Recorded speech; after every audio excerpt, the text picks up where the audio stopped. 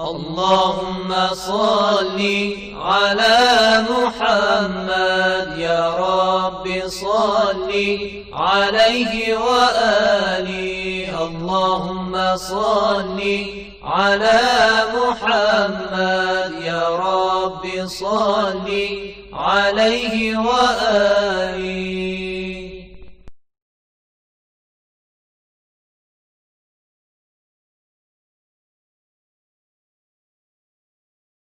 A'udzu billahi minasyaitonir rajim. Bismillahirrahmanirrahim.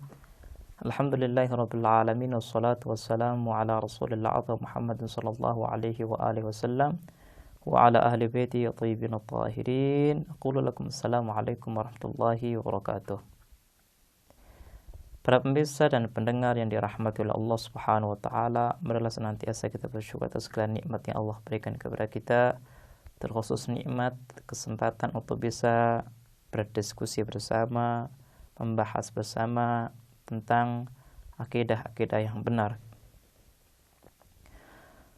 Pada kesempatan yang lalu kita telah menyebutkan berbagai dimensi yang ada dalam diri manusia yang tidak akan pernah hilang dari diri manusia. Mungkin manusia lalai akan dimensi tersebut, tapi mustahil dimensi-dimensi yang kita sebutkan pada kesempatan yang lalu bisa hilang dari diri manusia.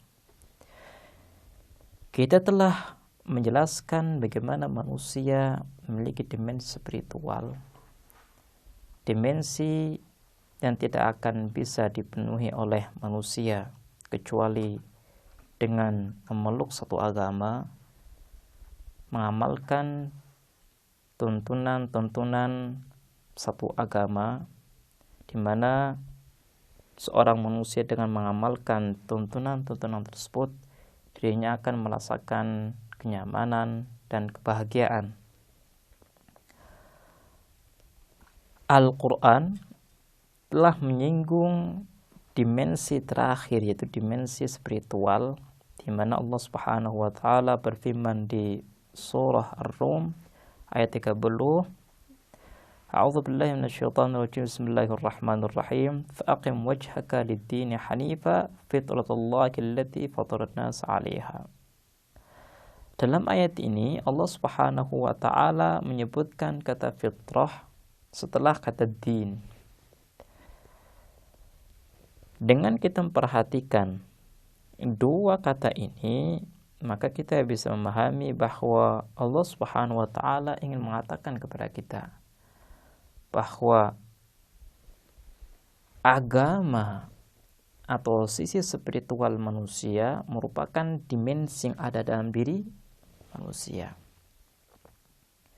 Jadi kalau kita ingin mengajak umat manusia untuk beragama, terkhusus untuk masuk kepada agama Islam, agama yang benar, maka kita harus memahami dengan benar terkait dengan dimensi ini, dimensi spiritual. Allah Subhanahu wa taala dalam ayat ini dengan jelas mengatakan bahwa dirinya telah menciptakan manusia sedemikian rupa sehingga ia bisa mengetahui dengan sendirinya kebutuhan jiwanya, kebutuhan hatinya dengan hal-hal yang bersifat maknawi. Dirinya mengetahui bahwa ada satu tuntutan yang besar untuk bisa mengetahui pencipta alam semesta, untuk bisa menghamba pencipta alam semesta. Ini adalah ayat yang pertama. Ayat yang kedua, Allah Subhanahu wa taala berfirman, A'udzubillahi minasyaitonir rajim. Bismillahirrahmanirrahim. Wa hadainahun najdain. Allah dalam ayat ini menjelaskan kepada kita bahwa dirinya telah memberikan suatu petunjuk bagi manusia untuk bisa mengenal kebaikan dan keburukan. Allah Subhanahu wa taala membekali manusia dengan satu dimensi yang luar biasa, di mana dimensi ini bisa menjadi satu dimensi yang mengarahkan manusia kepada kebenaran. Makanya kalau pemirsa dan pendengar ingat di pembahasan yang lalu, kita telah menyebutkan bahwa salah satu dimensi yang ada dalam diri manusia adalah dimensi cinta kepada kebaikan, cinta kepada keindahan. Allah Subhanahu wa ta'ala telah menciptakan akal dalam diri manusia. Sehingga kalau ada satu argumen yang kuat yang kita sodorkan kepada manusia, maka secara otomatis akalnya akan menerima. Kenapa? Karena memang manusia itu cinta kepada kebenaran, manusia itu cinta kepada keindahan, manusia itu cinta kepada keadilan. Setiap perkataan yang positif pasti diterima oleh manusia. Pemirsa bisa melihat bagaimana Allah Subhanahu wa ta'ala menjelaskan tentang hakikat manusia.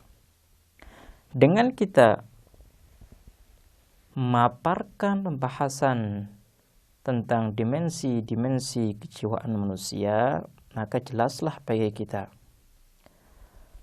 agama merupakan tuntutan fitrah manusia. Spiritual merupakan dimensi yang ada dalam diri manusia. Kalau kita jauh mendalami tentang dimensi spiritual yang ada dalam diri manusia, maka kita bisa memahami bahwa manusia itu tidak akan bisa memiliki kehidupan yang sempurna, kehidupan yang bahagia tanpa ia bisa memenuhi tuntutan spiritual dirinya.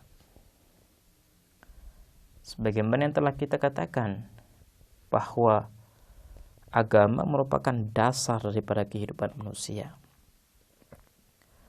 Agama itu sifatnya mengikat. Kalau seandainya agama ini sudah ada dalam hati manusia, sudah diyakini oleh manusia, maka hal ini akan mengikat manusia supaya ia tidak sembarang dalam berbuat. Supaya dirinya bisa mengarahkan perjalanannya menuju kepada kesempurnaan. Jangan sampai setiap jalan yang ada ia tempuh. Karena tidak setiap jalan yang ada di hadapan manusia bisa mengantarkan manusia kepada kesempurnaan. Berbicara tentang sisi spiritual manusia, kita bisa melihat kepada sejarah. Bagaimana Allah Subhanahu wa ta'ala mengutus para nabi, mengutus para wali untuk bisa menyadarkan sisi spiritual yang ada dalam diri manusia. Kalau kita melihat dalam sejarah, banyak orang-orang musyrik meyakini tentang Tuhan, tapi keyakinan mereka salah.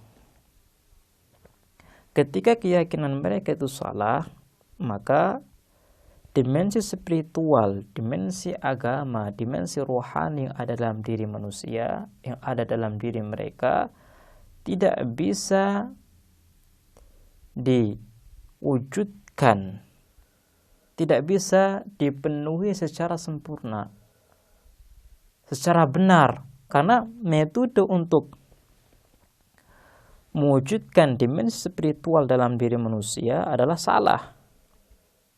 Kalau kita melihat dalam sejarah, maka orang-orang musyrik ketika mereka menyembah Tuhan-Tuhan yang mereka yakini, maka mereka ingin supaya tuntutan spiritual mereka itu terpenuhi. Tapi karena mereka salah dalam mencari jalan, salah dalam meyakini sesuatu, bukannya dimensi spiritual mereka terpenuhi, tuntutan maknawi mereka terpenuhi, bahkan dimensi spiritual mereka menjadi dimensi yang kotor. Kenapa? Karena diisi dengan keyakinan-keyakinan yang kotor.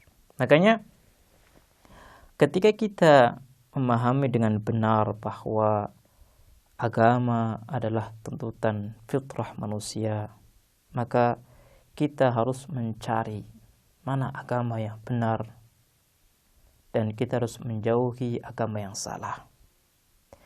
Ketika kita masuk ke dalam agama, kita pun harus jeli, karena kita tidak bisa mengingkari bahwa dalam suatu agama terjadi berbagai pendapat, permunculan mazhab-mazhab. Ada mazhab A, ada mazhab B, mazhab C, dan setiap dari mazhab ini memiliki perbedaan dalam menjelaskan agama tersebut. Lah kalau seandainya kita memakan dan menerima mentah-mentah penjelasan dari setiap mazhab-mazhab ini, maka boleh jadi apa yang kita dapatkan tidak sesuai apa yang kita tuntut. Kita ingin menjadi manusia yang terpenuhi tuntutan spiritualnya.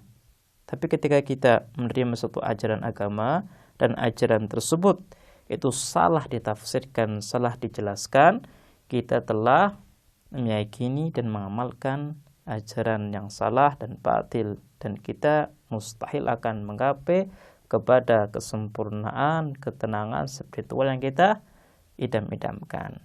Baiklah pemirsa, insyaallah kita akan melanjutkan bahasan kita tentang agama, tentang ma'rifatullah di kesempatan yang lain. Kita akhiri, wassalamualaikum warahmatullahi wabarakatuh.